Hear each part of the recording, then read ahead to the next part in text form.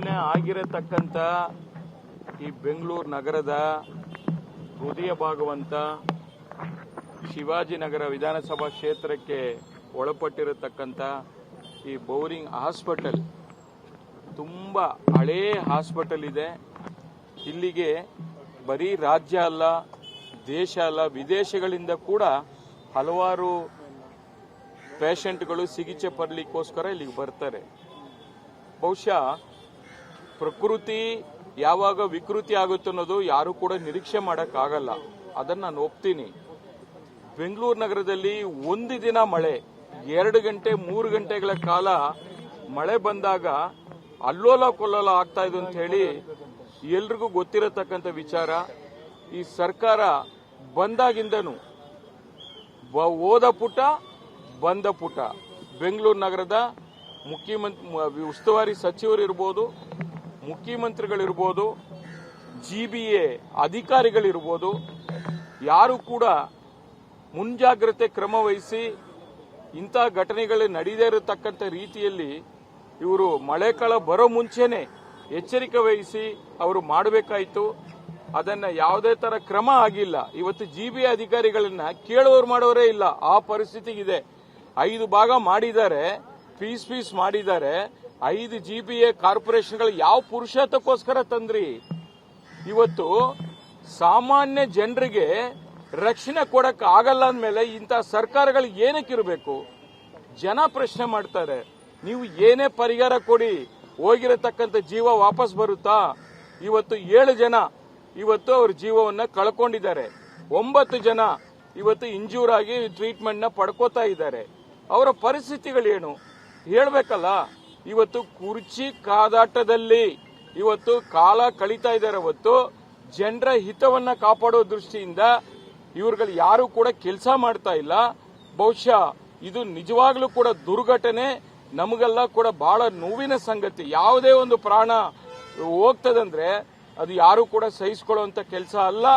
ಆದರೂ ಕೂಡ ಇವತ್ತು GBA ಅಧಿಕಾರಿಗಳು ಮುನ್ನೆಚ್ಚರಿಕೆ ವಹಿಸಿ ಮುಂದಿನ ದಿನಗಳಲ್ಲಿ ಇವತ್ತೇನು ಬೌರಿಂಗ್ ಹಾಸ್ಪಿಟಲ್ ಆಯಿತು, ಅದು ವಿಕ್ಟೋರಿಯಾ ಹಾಸ್ಪಿಟಲ್ ಇರಬಹುದು, ಮತ್ತೆ ನಮ್ಮ ಬೆಂಗಳೂರು ನಗರದಲ್ಲಿ ಇರತಕ್ಕಂಥ ಬೇರೆ ಬೇರೆ ಹಳೆ ಕಟ್ಟಡಗಳು, ಹಳೆ ಹಾಸ್ಪಿಟಲ್ಗಳು ಎಲ್ಲೆಲ್ಲಿ ಈ ತರ ದುರಸ್ತಿಯ ಮಾಡಬೇಕು, ಎಲ್ಲೆಲ್ಲಿ ಬೇರೆ ಕಾಂಪೌಂಡ್ಗಳಾಗ್ಲಿ ಬೇರೆ ಬೇರೆ ನಿರ್ಮಾಣ ಕಾರ್ಯಕ್ರಮ ಆಗಿರತಕ್ಕಂಥದ್ದು ಇರಬಹುದು, ಇದನ್ನೆಲ್ಲ ಕೂಡ ಪತ್ತೆ ಹಚ್ಚಿ ಪರಿಶೀಲನೆ ಮಾಡಿ ತುರ್ತಾಗಿ ಮುಂದಿನ ದಿನಗಳಲ್ಲಿ ಏನೂ ಅವಾಂತರಗಳಾಗದೇ ಇರತಕ್ಕಂಥ ರೀತಿಯಲ್ಲಿ ಸರ್ಕಾರ ಕ್ರಮ ವಹಿಸಬೇಕು. ಇದರಲ್ಲಿ ಸಂಬಂಧಪಟ್ಟ ಅಧಿಕಾರಿಗಳಿಗೂ ಕೂಡ ಹೊಣೆಯನ್ನ ವಹಿಸಬೇಕು ಅಂತೇಳಿ ಈ ಸಂದರ್ಭದಲ್ಲಿ ನಾನು JDS ಪಕ್ಷದ ವತಿಯಿಂದ ಒತ್ತಾಯ ಮಾಡ್ತಾ ಇದ್ದೀನಿ. ಜೊತೆಗೆ ಇವತ್ತೇನು ಈ ಘಟನೆ ಆಗಿದೆ, ಈ ಒಂದು ಜೀವವನ್ನ ಕಳ್ಕೊಂಡಿರತಕ್ಕಂಥ 7 ಕುಟುಂಬಗಳು ಏನಿದ್ದಾರೆ ಅವರ ಕುಟುಂಬಕ್ಕೆ JDS ಪಕ್ಷದ ವತಿಯಿಂದ 1 ಲಕ್ಷ ರೂಪಾಯಿನ ನಾವು ಅವರಿಗೆ ಕೊಡುವಂತ ಕೆಲಸವನ್ನ ಮಾಡ್ತಾ ಇದೀವಿ. 7 ಕುಟುಂಬಕ್ಕೂ ಕೂಡ 7 ಲಕ್ಷ ರೂಪಾಯಿ ಕೊಡ್ತೀವಿ ಅಂತೇಳಿ ಈ ಸಂದರ್ಭದಲ್ಲಿ ನಾನು ಪಕ್ಷದ ವತಿಯಿಂದ ಹೇಳಲಿಕ್ಕೆ ಬಯಸ್ತಾ ಇದ್ದೀನಿ. 2 ಕೇರಳ ಮೂಲದವರು, 1 ಅಸ್ಸಾಂ ಮೂಲದವರು, 1 UP ಮೂಲದವರು, 3 ಜನ ನಮ್ಮ ಕರ್ನಾಟಕದವರು ಅಂತ ಹೇಳಿ ನನಗೆ ತಿಳಿದು ಬಂದಿದೆ. ಅವರ ಯಾರಂತ ಪತ್ತೆ ಹಚ್ಚಿ ಅವರ ಮನೆಗಳಿಗೆ ಕಳಿಸ್ಕೊಡುವಂತ ಕೆಲಸವನ್ನ ಮಾಡ್ತೀವಿ. ಈಗ ಮತ್ತೆ ಯಾರು ಗಾಯಾಳುಗಳು ಯಾರು ಇದ್ದಾರೆ 9 ಜನ ಈಗೇನು ಅವರು ಚಿಕಿತ್ಸೆ ಪಡ್ಕೋತಾ ಇದ್ದಾರೆ. ಸರ್ಕಾರ ಸೂಕ್ತವಾದಂತ ಚಿಕಿತ್ಸೆಯನ್ನು ಕೊಡಬೇಕು.